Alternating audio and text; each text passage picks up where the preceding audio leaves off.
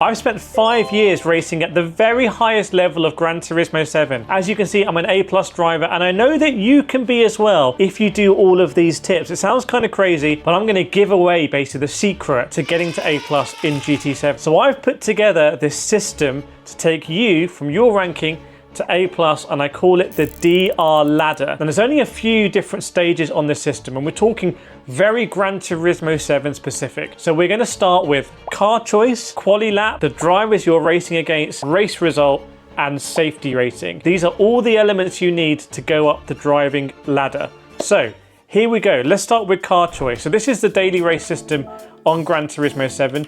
This determines your kind of like driver rating and safety rating and how you end up racing faster drivers. So the first thing is car choice. Car choice is so important. If you don't know which car to use, it's super simple. Go to rent, go to qualifying time ranking, and go to the global ranking, and it's pretty clear which is the fastest car at this combination. It's the Nissan GT-R Group 4. So this is the fastest car to use. This is what pretty much everyone's using. If you want to know what the fastest car is, now the best car choice, and know that you're in the fastest car, go here. And the same thing will apply for Daily Race C. Gran Turismo 7 rarely has good competition for cars at the top end, and you can see here everyone's in the Viper GT3. The next thing is qualifying.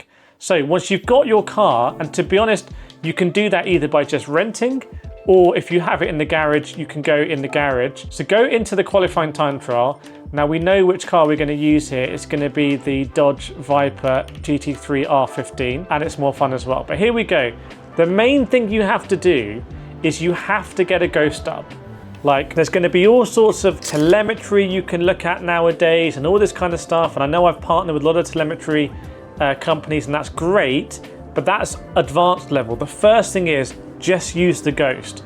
So what I do is I'll get a ghost about here, I'll load it, and then what that means is when you actually go on track, there is going to be a translucent car ahead of you. So it's only going to apply once we go over the line. So I now know that I'm in the Viper and this car's quick. And what I can do in the ghost is I can see how the car ahead is approaching the corners. I can also look at the replay. So if I go out of the menu, I can look at a replay and I can see the exact gear changes. For example, when should I be changing gear? Some cars like changing gear at the end of the power band, some cars in the middle. You can interpret this a little bit like looking at a torque map in Gran Turismo, but it's often just best to see what the top drivers are doing. And there's the ghost. You can see here, where is the ghost going to be braking? How much braking pressure are they going to be applying? When are they hitting the apex? You can see there, like, as I was coming in way too wide, you can see the apex line. And corner by corner, you can do that. We'll see the car go around the international horseshoe, exactly when they get on the brake, and then have a look here, they're going to hit an apex kind of around the exit as well, or run wide on the other curve, and they'll show you where track limits are as well. So really important that you look at a ghost. I use a ghost all the time, and even if I start a long way off, I'm going to be using a ghost. You can see here, you'll be able to see how far does the ghost go off. Is that going to get you a track limit or not? So make sure you use your ghost. Now this is where things get really interesting, and people online just normally don't have a clue about this. So the way it works in Gran Turismo 7 is driver ranking. Okay, so with driver ranking, it's not a case that it's solely determined by where you finish.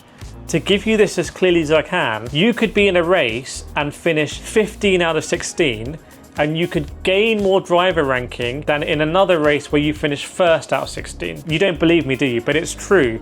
This is how the kind of ELO system works. And the example that would relate to is if you're literally the driver in the game with the most DR and you enter a D-rated race for whatever reason, I'll get on to why, and you finish first, you might actually have given away so much DR to everyone else, you're not even going to get it back. If you've got the lowest DR ranking in the game, and you enter the very highest split, if you finish 15th, you're going to get more points. You're actually going to go up. So essentially, you want to be racing and beating faster drivers or beating drivers that have more driver ranking.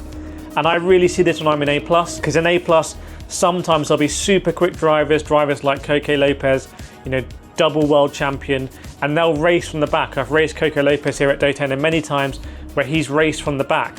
If I'm able to stay ahead of him, he's going to be giving me a load of DR because my finishing position is ahead. So it's not as simple as I just got to finish first. You want to finish ahead of people. Now, ultimately, the same principle applies, which is that qualifying is so important. Like, this is why qualifying is on this driver ladder, because it's so important to start as high as possible. Right now, it's 7:40 on a Sunday night. It's not really worth me entering the daily races at 7:40 because so many other people at the A+ level will have been racing throughout the week, qualifying throughout the week, saving their qualifying times. It's going to be really difficult for me now in an hour or two to both compete with that qualifying time and have some good races. The best time to do it is on a Monday, then going to a Tuesday, Wednesday. So if there's a combination you really like, I would recommend that you kind of try and start the week if possible doing that, because it's just going to be easier on a Monday and Tuesday to set a competitive lap time. Now there's another element here, which is going to be the safety rating. So the safety rating is where you can have this issue where you can somehow end up in splits that are really going to harm you. So to give you an example, I'm an A+ driver. If my safety rating goes down because I get in too many incidents, the game might put me in a lower split. It might put me in a kind of B safety rating split, and I'm going to be racing against B ranked drivers, maybe even C ranked drivers. And if I get taken out in the first corner, and this has happened to me all the time, if I get taken out in the first corner and I finish P11 in a C ranked lobby, I'm going to lose a huge amount of driver rating. In fact, for me, it's very risky doing Gran Turismo 7 because I can only gain a minimal amount of driver rating because I'm racing at A+, but I can lose a huge amount if I get taken out in the first corner and whatnot. But it kind of balances itself out because I'm a pretty good Gran Turismo driver because I've been doing it for so long, so I tend to end up in kind of cleaner races and navigate myself around. So just to go back, firstly, car choice, choose the right car, at least know the right car. If you are a C or D rank driver, I recommend going to my masterclass, www.getfasteronline.com masterclass, where I talk to you about kind of the inputs and things about car choice, etc., that are more aimed at getting out of D and C rank. That's perfect. Hundreds of people have signed up for this, by the way, so I know you're really going to enjoy it. Then it's about the quali lap. You want to have that ghost to help you get the quali lap. Then you want to be making sure you're racing against strong rivals if possible. So strong rivals, that's where you're going to get the choice. That's where you're going to get the DR and your race result, because your race result determines, it crystallizes how much driver ranking you're going to get out of that race. And then the final thing is just bear in mind the safety rating. You don't want to let the safety rating drop too much.